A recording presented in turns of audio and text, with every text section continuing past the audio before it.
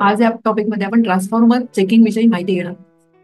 Transformer हे एक static device आहे आणि ते एनर्जी ट्रान्सफर करतं. तर याच्यामध्ये दोन वाइंडिंग असतात. प्रायमरी वाइंडिंग मधनं सेकंडरी वाइंडिंग मध्ये एनर्जी ट्रान्सफर केली जाते.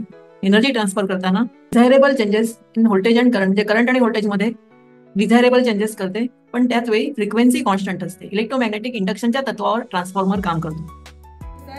दोन टर्मिनल दिसत आहेत, काही ठिकाणी तीन टर्मिनल दिसतात. ते कशाला दिसत आहेत? कारण मध्ये सेंटर टॅपिंग केलेलं आहे. आहेत ऍक्च्युली दोनच वाइंडिंग आहेत, पण त्या वाइंडिंगना मधनं आपण काय केलं, टॅपिंग करून एक वायर बाहेर काढलेली आहे. म्हणून तुम्हाला इथे तीन टर्मिनल दिसतात. मग तिथे तुम्हाला एका साईडला दोन आणि दुसऱ्या साईडला तीन टर्मिनल दिसतील. तो काय आहे? सेंटर टॅप ट्रान्सफॉर्मर आहे. आपण ट्रान्सफॉर्मरचे वेगवेगळे प्रकार बघणार आहोत. आणि इथे दोनच प्रकार तुम्हाला दिसत आहेत.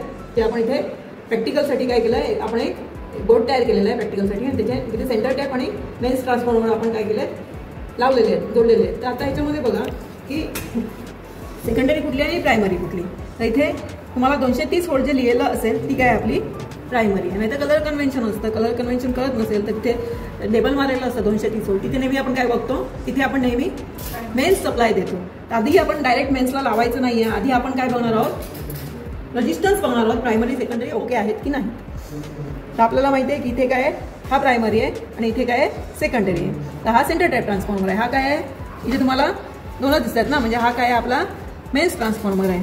हा पण मेन्स ट्रान्सफॉर्मर आहे. हा सेंटर टाईप ट्रान्सफॉर्मर आहे. तुम्ही डिस्टिंग्विश करताना लिहायचं कुठला ट्रान्सफॉर्मर मेन्स ट्रान्सफॉर्मर आहे, कुठला सेंटर टाईप आहे ते. त्याच्यानंतर आपण काय बघणार आहोत, प्रायमरीचं आणि सेकंडरीचं रेजिस्टन्स बघणार आहोत. तर तुम्हाला इथे दिसते ही प्रायमरी आहे. तर आपण रेजिस्टन्सच्या रेंजवर ठेवायचं आणि रेजिस्टन्स मेजर करायचं. 834 किलो ओम दिसतोय. हा काय झाला प्रायमरीचा रेजिस्टन्स. आता सेकंडरीचा पण रेजिस्टन्स मोजायचा. हा किती आहे, 17.3 आहे. आता प्रायमरीचा आपल्याला किती मिळाला, 1.834 किलो ओम मिळाला ना. आणि सेकंडरीचा किती मिळाला आपल्याला, फक्त 17.6 ओहम एवढा मिळाला. हे का एवढा कमी का मिळाला. आणि हा ट्रान्सफॉर्मर काय आहे, स्टेप डाऊन ट्रान्सफॉर्मर आहे. म्हणजे आउटपुटचं व्होल्टेज हे इनपुटच्या व्होल्टेजपेक्षा काय असतं, कमी असतं. बरोबर. त्याच्यामुळे तुम्हाला इनपुटचा रेजिस्टन्स काय दिसतोय, जास्त दिसतोय. प्रायमरीचा रेजिस्टन्स जास्त दिसतोय आणि सेकंडरीचा रेजिस्टन्स काय दिसतोय, कमी दिसतोय. आता हे आपण कशामध्ये लिहायचं, रिटर्न्स रेशोचं कॅल्क्युलेशन करणार आहात ना तुम्ही. त्याच्यामध्ये हे प्रायमरीचा रेजिस्टन्स, सेकंडरीचा रेजिस्टन्स कॅल्क्युलेट करायचा, मोजायचा आणि आपण काय करायचा, टर्न्स रेशो काढायचा. त्याच्यानंतर आपण काय बघणार आहोत, व्होल्टेज बघणार आहोत.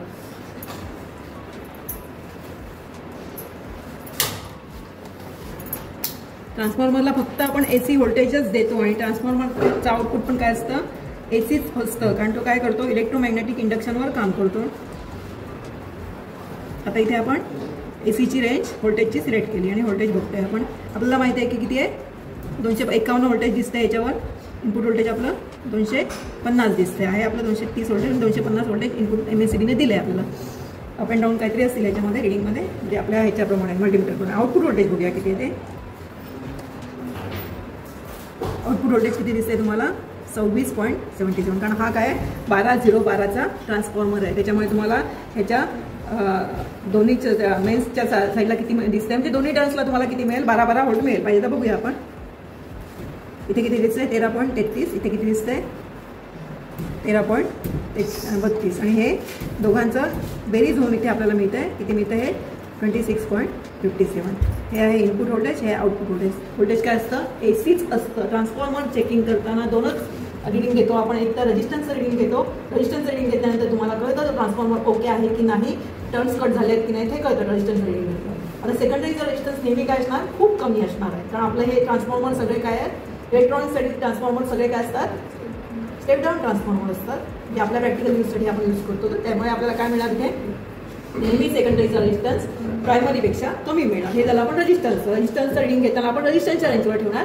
त्याच्यानंतर आपण काय करणार, आपल्याला कळलं एकदा की ट्रान्सफॉर्मर ओके. त्याच्यानंतर काय करणार, आपण त्याला सप्लाय देणार. कुठे सप्लाय द्यायचा, जिथे वाइंडिंगचा रजिस्टर जास्त आहे तिथे सप्लाय द्यायचा. ते आपलं प्रायमरी वाइंडिंग आहे. बरोबर ना. हे सगळे आपले काय ट्रान्सफॉर्मर स्टेप डाऊन ट्रान्सफॉर्मर आहे. नाहीतर तुम्ही काय बघा, लेबल चेक करा. लेबल पण चेक करायचं, कलर कन्व्हेन्शन प्रमाणे पण बघायचं. प्रायमरीला व्होल्टेज द्यायचं आणि काय बघायचं, प्रायमरीचं व्होल्टेज आणि सेकंडरीचं व्होल्टेज काय करायचं, नोट डाऊन करायचं. त्याच्यानंतर आपण ट्रान्सफॉर्मेशन रेशो काढायचा.